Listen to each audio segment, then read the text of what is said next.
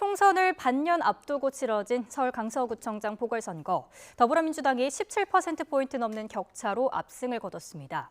여당인 국민의힘은 특단의 대책을 강구하겠다며 몸을 숙였고, 민주당은 윤석열 정부를 심판해야 한다는 민심의 결과라고 강조했는데요. 취재기자 연결해 알아보겠습니다. 권남기 기자.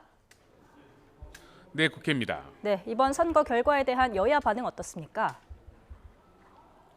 네, 김기현 대표 등 국민의힘 지도부는 굳은 얼굴로 아침 회의를 시작했습니다.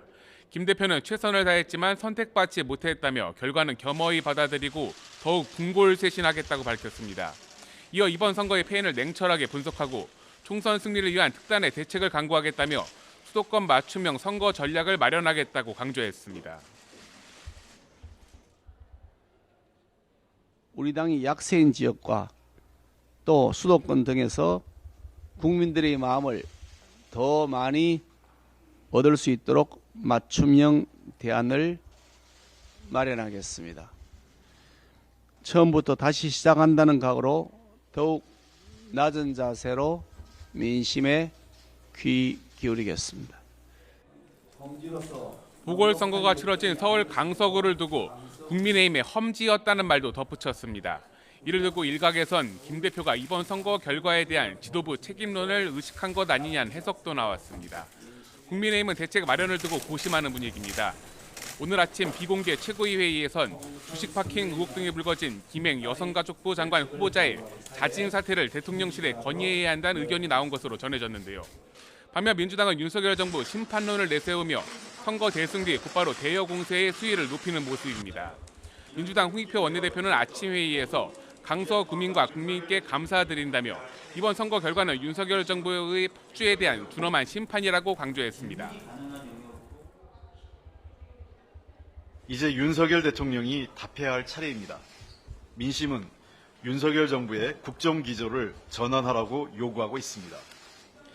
국민은 오만과 독선, 무능과 무책임으로 일관한 국정 운영에 대한 대통령의 사과를 요구하고 있습니다.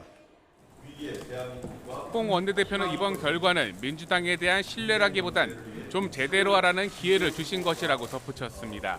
오염수 관련 정부 용역 보고서 고의 누락 의혹이나 양평 고속도로 관련 논란 등을 언급하며 현재 진행 중인 국정감사에서 대여 공세를 더욱 강화할 것을 예고했습니다. 이런 가운데 민주당 내부에선 구속영장 기각에 이어 이번 선거를 계기로 이재명 대표 체제가 더욱 공고해질 것이란 전망이 나옵니다. 네, 국정감사 소식도 살펴보겠습니다. 오늘은 기재위 등 10개 상임위에서 국정감사 이어지죠?